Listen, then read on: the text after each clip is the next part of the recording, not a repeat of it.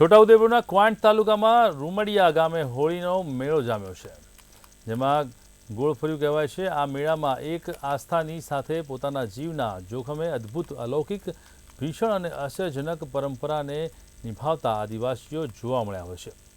વર્ષોથી ચાલતી આ પરંપરામાં એક વૃક્ષના થડના સ્તંભ પર એક આડા લાકડાના એક છેડે બાંધેલા દોરડા પર માણસ લટકે છે અને બીજા છેડાથી 8-10 માણસો મધ્યબિંદુથી ધક્કો મારી વર્તુળની આસપાસ ચક્કરડાને ઝડપી ફેરવે છે।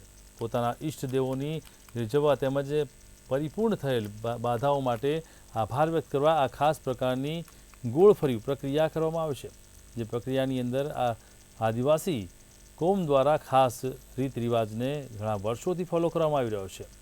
હોળીમાં યોજાતા કાર્યક્રમની અંદર આ કાર્યક્રમ યોજવામાં આવી રહ્યો છે।